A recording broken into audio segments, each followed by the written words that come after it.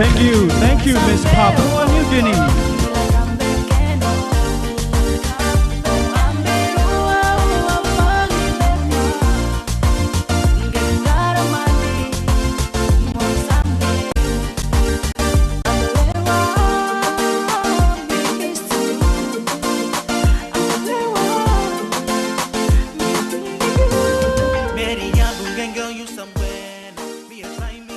Papua New Guinea, and welcome to another episode of Rendezvous with Leanne. Here on the show tonight, I have the lovely, the beautiful, the very talented current Miss South Pacific PNG, Miss Grace Nugi.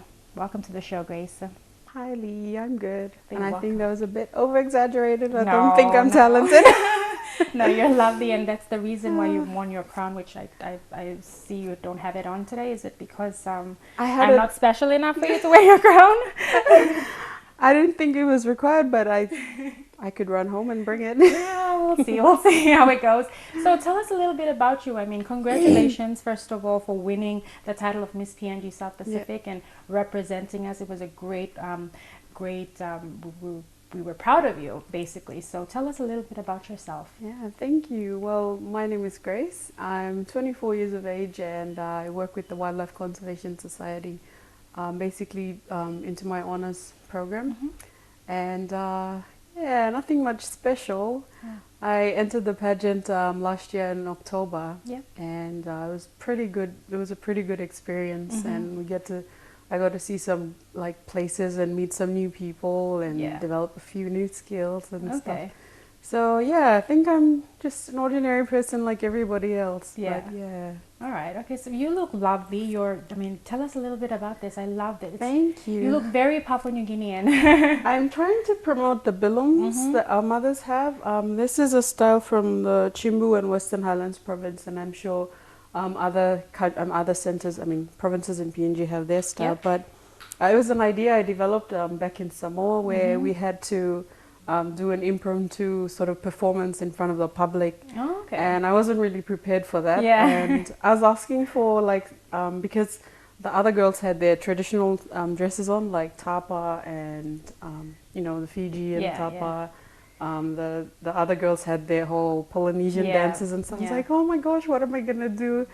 So we checked around, and one of our committee members in Samoa had a bilum on from her grandmother, so I draped that over my my AA tribal dress. So I was like, oh, that's a pretty cool idea. So I'm starting to wear this. I mean, it's great. I'm sure a lot of young ladies would wanna copy your style, and it's very original of you. Yeah. You have to put a copyright on it when you take a selfie. Yeah, you do. You can maybe copyright it now, actually. So tell us about the pageant. How did you intend? I mean, did you intend on joining it or what? No, I was approached by the previous Miss PNG, Miss Ruby Lafa. Okay. And some of the other what do you call them? Scouts. They came to the university and then checked around for a few girls. And I came out straight after a lab practical. I was pretty tired, and I was walking out across the drill hole in PNG, and they're like, oh, hey, I want to talk to you for a second. So that's when I was approached, and I was like, oh, I didn't go in with the intention of winning or competitive spirit or whatever. I just it's a good idea, good exposure, and something to add on to my CV. But it turned out to be such a great experience, and if I could do it again, I'd certainly do it again. Yeah. Okay. So tell us a little bit about the competition. How is it a competition? Would it be in called? PNG or in PNG? Oh it was 6 of us girls who went in, and we had a booth camp, a week-long event where we attended a church service the first day, and then visited a couple of schools, had classes in the evenings, air tickets and grooming and all that, public speaking. So, and then on Friday was a huge competition. So basically we ran through 5 categories. The first one was a bilumwe, and then the second was sarongwe, and that's when you get to tie 3 yards of sarong or lap without pinning or tying or cutting, sewing. And then there's the traditionally inspired dress, what was the other one? The speech. It's 4 minutes. which I think was the most intense one because the judges, they usually sit in this room, and there's 6 of them, and they don't smile at you, they just like glare at you when you're walking in, so you have to like smile and be elegant and everything. So that was the speech. And what's the other one? I forgot the other one. But yeah, basically 5 categories. Okay, that's fine. So did you make a lot of, friends on this, or was everyone confident? Yeah, all the girls, we all came together on the first day. Like the first day when you get to see the other girls, it's kind of intimidating a bit. But then the whole experience sort of brings you together because when you have schedules that change or people that are not encouraging throughout the pageant or stuff like that, it sort of brought us together, and we were like a team. So it wasn't, it was like, oh, whoever wins, like, go for it, and we're all gonna support you and stuff. So why was it intimidating at first? Because you don't get to meet the other girls before the pageant starts. You're like, oh, what are they gonna be like? Are they tall? Are they skinny? And stuff like that, So but after we met, it was just like, whoa.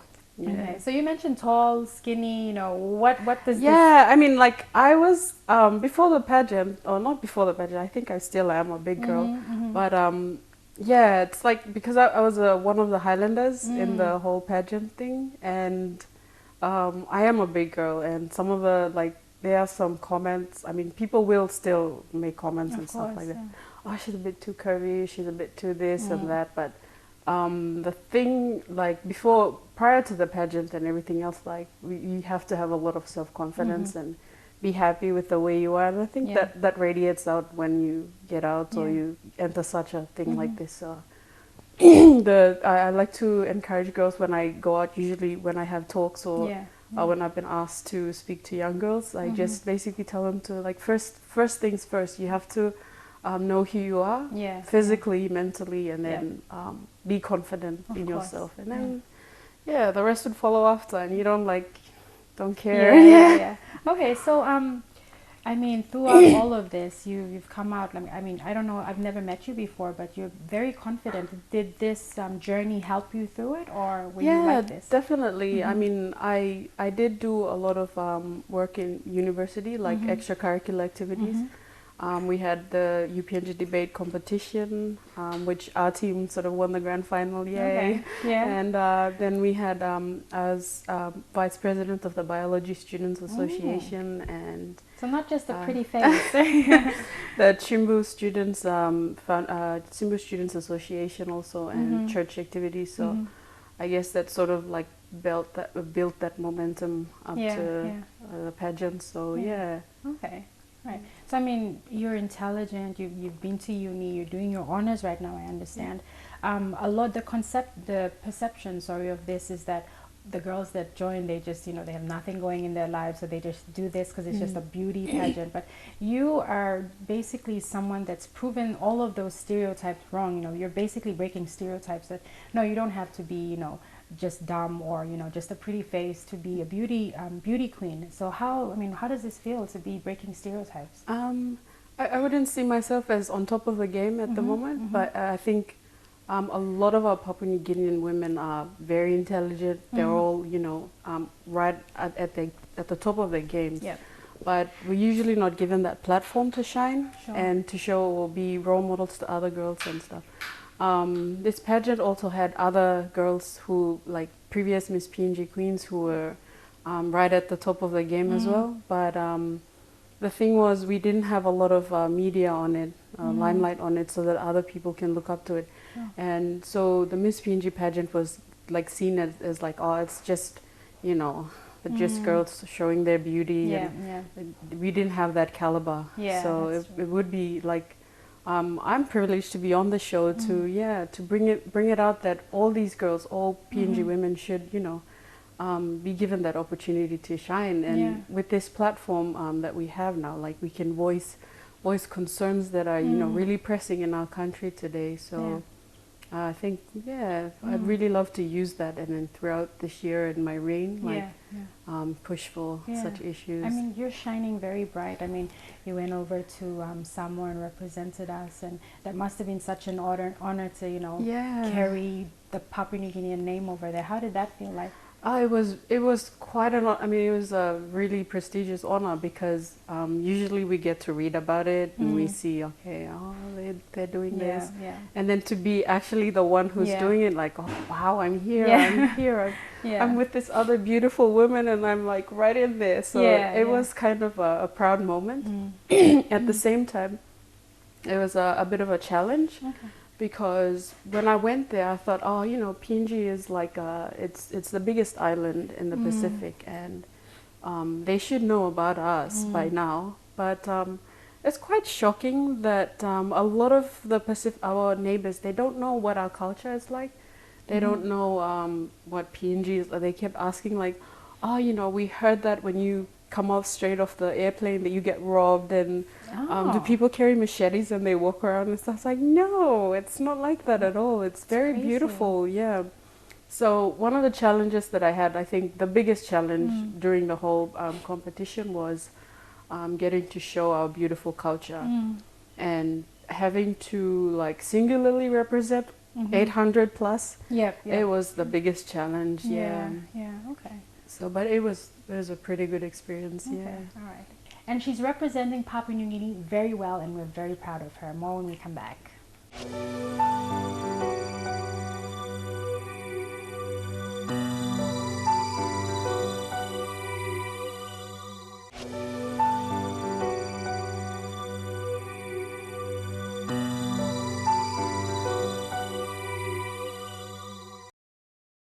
Grace, tell us a little bit about your family, your childhood, you know, your upbringing.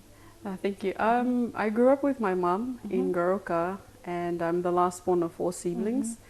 My dad's in Southern Highlands, and I have 7 other half brothers and sisters. Okay, all right, okay. So from my dad's side. Okay, so where exactly is it? Is he from Southern Highlands or? He's from Western Highlands. Western Highlands, yeah, but living in Southern Highlands. Okay, all right. And my mom's from Chimbu and Jiwaka, so that's where that half comes in. Oh, okay. So I mean, I must ask, your complexion, you're really light skin, you have light brown eyes. How did that happen? I think that's my dad's. Okay, all right. So you have no mix, no European, nothing. No. Okay. But yeah, there's a couple of, I think, Western Highlands side, Chimbu also, that have light complexion. Yeah, true. So. Okay, all right. So how did you grow up? Did you grow up in Port Moresby or outside? No, entirely in Goroka. Oh, okay. And I think that's why I want to live there again. It's pretty convenient. You don't have to own a car. You can just everything's just there. You know, you get off the plane, you get in the bus, and you're home. Yes. Yeah, small town. I did all my primary high school education there, and then I came to Port Moresby for uni. Okay, all right. So I must ask, I mean, your accent is flawless. Where did that accent come from? I mean, how does it sound? It sounds very Australian. Oh, really? Yeah, or a mixture of Australian and American. Yeah. No, I think it's PNG. Okay, all right, okay. I'm not sure how. Yeah, weird question. Don't worry about it. So tell us about you know, living in the Highlands, living in Goroka, growing up outside of Port Moresby. Yeah, I think the Highlands. I mean, Goroka was a really good place to grow up in. We didn't have influences like, you know, like big lights and like partying or stuff like that. True. It's very quiet, and we go to like I was involved with church work back then in high school, and very quiet sort of growing up. And then coming to Port Moresby was really exciting. Okay. When we came to uni, so that was like, wow, I'm here finally. And then you hear all these stories about, you know, don't go clubbing, there's gonna be guys like this, you know, there's gonna be this and this happening. But I think I was pretty blessed or like fortunate to have older siblings who've already grown up here and then outside the country as well. So I've had a lot of you know, heavy influence in my life. All right. And my mom is a pretty big believer in education. Yeah. So she makes sure, you know, we prioritized with education, and I think everyone should do that. Every parent should, you know, provide that avenue where children focus on their education, because in PNG there's this big gap between the rich and the poor and middle class and all that. So what I stood for, basically, when I stood for this pageant, was I believed in the cause that it stood for, and there was providing scholarship for young girls. Yeah, yeah. So the funds raised go into sponsoring girls. So Yeah. that's like, oh, that's a really good cause. Yeah. And yeah, that's when I joined it. But yeah, I think education really is, it provides that platform where everybody's seen on an equal scale, you know. We don't go to school and then the teachers say, okay, the rich kids sit here and the others sit behind. Everybody's equal. Yeah. And I think that's a way forward for PNG. Sure. Yeah. Okay. So, I mean, growing up in Goroka, coming down to, you know, for university in Port Moresby, was that the first time away from home, away from mom and dad, or? I've traveled a lot sometimes. I mean, I actually set a goal to travel all of PNG, Okay. 430, and then overseas maybe. But we've had like school church camps and stuff like that, where we went to like Isipik, Medang, Leh, Mount Hagen, and then the whole of the highlands and all that. But I do go for holidays with my sister, overseas and stuff. Okay. So yeah. All right. So tell us about this family vacations. Do you do many of that, or is it just you and your sister that go off? Or? I don't. It's not with the whole family because there's a big gap between my siblings and I. I grew up away from them because they were all away in uni when I was growing up. So yeah, usually wherever they are, then I was like, okay, I want to come now. Okay. Yeah, travel on my own.